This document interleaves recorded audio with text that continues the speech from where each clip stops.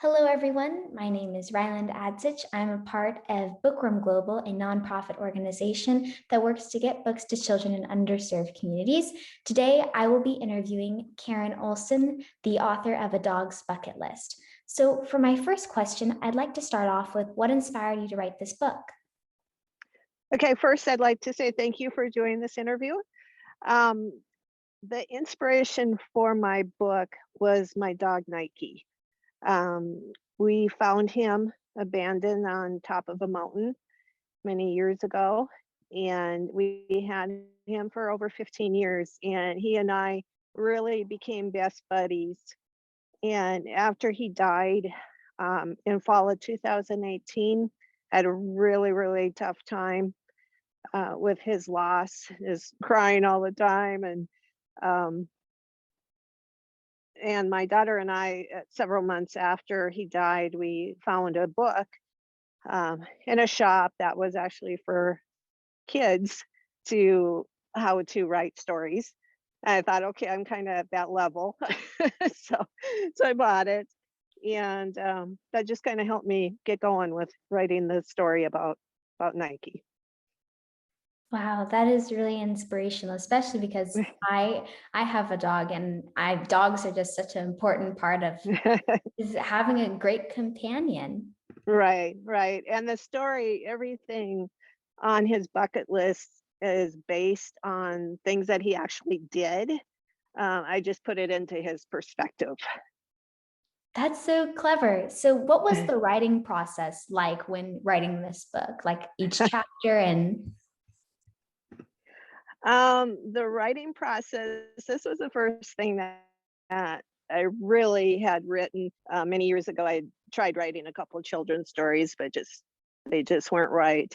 Um, so I don't know a whole lot about writing, but what I did with this book, uh, I took a writing prompt, just a really original one, once upon a time, and I started first with that, and it was going to be a talking dog, and just very quickly I turned that into a bucket list, and that it would be Nike telling the story. Um, Actually, my first way that I visualized this, sorry, I'm bug in my eye, was that it was going to be just a really cute picture book, colorful pictures and cute pictures of Nike doing these things. And I got, I just sat down and wrote one weekend, and I had 10 things on his bucket list. And my daughter said, who is a writer, she said, "Well, this is too long for a picture book, and you either need to shorten it or make it longer to be a chapter book." And I had no idea there was any type of standards for these things. And I wasn't going to cut down things. So I thought, okay, let me think of some more things to write here. So, really, my writing process, I can't force myself to write. I just have to have an idea and I sit down and write. So, um, I I never scheduled time to write. I could be making supper and I'd be like, "Oh, Nike did this. Let me see how I can uh, write that in his perspective." So I, stop, write some notes. Um, I'd do it when I'd be swimming. I'd have to be thinking of the whole time. Okay, I got to remember this once I get out of the pool. Um, so, so a lot of my writing, I also would just, dictate on my phone some ideas, and then I just put it together. Um, my daughter then did most of the editing, which was a great help. But that's really great. It's really inspiring to hear about these different writing processes, especially because I really enjoy writing. So sometimes like an mhm. idea hits you and you're like, oh, I gotta write that down. Why do you think Nike's story, especially putting it in almost an early chapter book, why do you think it's such an important story that should be shared? Animals, there is so much animal abuse out there, cruelty to animals. And I'm hoping that by writing about Nike and finding him and the love that we gave him, and that he gave us can help inspire kids to love animals and say, hey, I can have this kind of relationship too with a pet. And it just is really rewarding to have those relationships and to have rescued him, of course. Wow, that's really great. I think it's great that there's people like you who are able to go out and just, I mean, not only be able to. I remember we had previously spoken, and you told me that you volunteer at the animal shelter, but even then, before, being able to open your heart to holding an animal in your home, and that becomes a part of the family. Exactly. All of our animals have been family. So Was Nike your first dog, or had you had previous pets before Nike? um, I'd had way when I was young, we had a dog that I just remembered a little bit, but we mostly had cats. And then after I got married, we got 3 Alaskan Malamutes, and we had them for many years too. And we actually had all 3 of them when we found Nike. And they were older, they weren't too excited about having Nike in the family, but like it or not, Nike became part of that too. And then now the Malamutes are gone, Nike's gone, but we have 2 animals, both of who we rescued from an animal shelter. Wow. I think that, again, it's just so great that you're able to go out and rescue from an animal shelter, because especially now, I think during the COVID pandemic, have you seen Mhm. any increase in people wanting to go out and adopt from animal shelters? Definitely.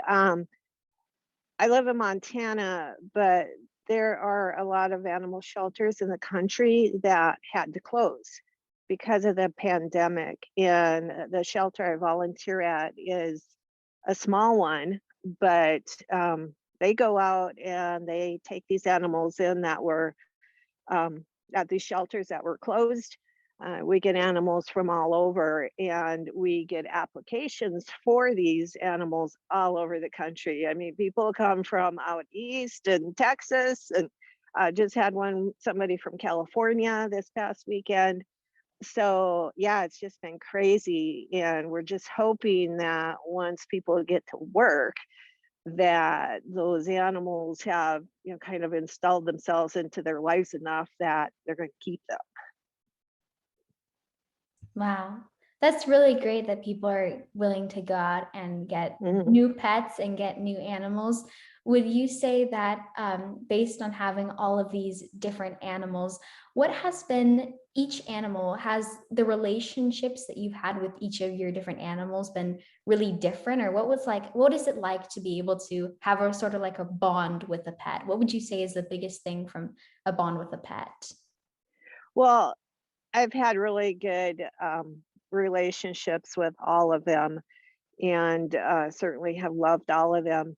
The thing with Nike was we had this connection, just this way of communicating that I kind of knew what he meant, and he just knew when I needed, if I was kind of down.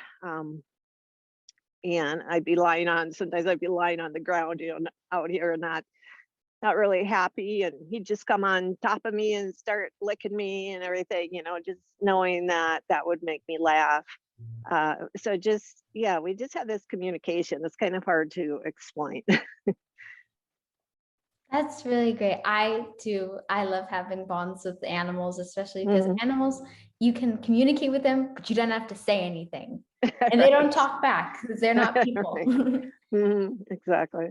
I'm really curious as to know, how did you help Nike with his bucket list? Because some of the things on his bucket list, I was like, whoa, I didn't know a dog could do this. um well, I don't know if I really helped. Like, a couple of the strange ones are like, being a flying squirrel. And that came into being because we have it's about 8 steps to go outside the door. And one day I let him out, and for whatever reason, he just at the top step, he just kind of hunkered down and he pushed off with his back legs. and flew down the whole flight of steps and landed at the base. And I'm like, oh, and as in the book, I put down that I said, what did you always want to be, a flying squirrel? And that's what I said at the time. So when it came to writing this book, it was like, oh, okay, that's going to be it. So um, I don't think I really helped him. It was just thinking of the different things that he did and then just seeing, okay, how can this fit in? So, out of all of the different things that contributed to Nike's bucket list, what would you say is kind of the most important thing on his bucket list that you really want to resonate with the readers in his bucket list? Um, it's the last one about how he wanted to make me happy, and that one actually, I mean, I have read my book hundreds of times, literally, and I get teary-eyed every time I read the last part about how we would have our special time. Back in those days, I wasn't volunteering at a shelter, so on the weekend mornings, I'd take him down to my office, have coffee, and he'd lie there, and it was just a comfortable time. And it says exactly as I have in the book, how he would look up at me and be sure I was there, and I'd say something, and he's kind of like, okay, and go back to sleep. And I don't know, that was the most important to me, other than him finding us. Um, just that, he always wanted to make me happy. Oh, that's really sweet. I really like that. I like that you're able to have a dog and just to pet in general. That just because that's all they want. They just want to make us Mhm. laugh and make us happy. So Right. these different sort of aspects of his bucket list, as well as the message in your book, who would you say is your target audience for this book? Um, Mostly children ages 6 to 9, but it could be read aloud to kids younger. I did have a beta reader who read it to her daughter. It was a little earlier version, but she was like 4 or 5 years old, and she thought it was hilarious. So, she couldn't read it herself, of course, but it can be read to kids that age. And I think just the writing style. Some words are might be a little bit difficult for people, but or for kids, but that was the point, to try to introduce some different words in there too. So, but basically 6 to 9 year olds. Yeah, I really enjoyed even just seeing some portions of your book and just seeing the different photos. I really Mhm. enjoyed it, and even just seeing it on a website like Amazon. All of the reviews say such great things about your book and the writing with Thanks. it, and I really enjoyed it. So, what do you think humans, children, adults, what do you think we can all learn from dogs and pets? Unconditional love, that we need to make the time to have these animals in our life and give them love. They're going to give us love. And what's more than that? That's really great. I think the bond again, I go back to this a bond with a pet. It's just Right. it's an amazing thing to be able to share that love with a pet. Hmm. And how has it been volunteering at animal shelters? What do you do on a day-to-day basis? What's it like? Oh, I love it. I work in the cat house, actually. Um, I It just kind of turned out to be that way, but since I grew up with cats, and my husband is allergic, so I can't have any. So it was just nice when to be there with the cats. I clean their cages, litter boxes, give them food and water. Lots of love. We have some rooms where they're free to roam.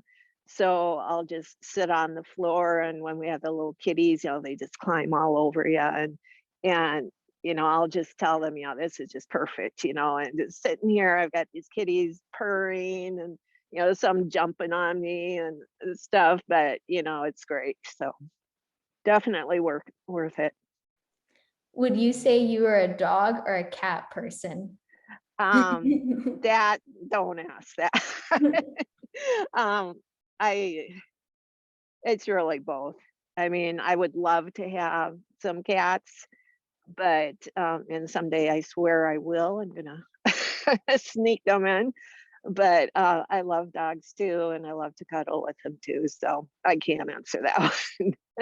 Yeah, it's a tough one. Both because they provide, I think, such different ways of love. Mhm. I think dogs will definitely like kind of more show you an affection in their own way, but cats will Mhm. too. You're right. Right. Yeah. What type of dog was Nike? Um, he was a lab mix. I'm not exactly sure what all was in him. It was a lab mix. That's all he gave us. So That's really great. Well, thank you so much for doing an interview with me, and thank you for sure. sharing about Nike's story and your life helping animals. Yeah. Thank you so much again for having me. And it's great what you guys are doing with getting books out there to kids that need them. So thank you. Thank you so much.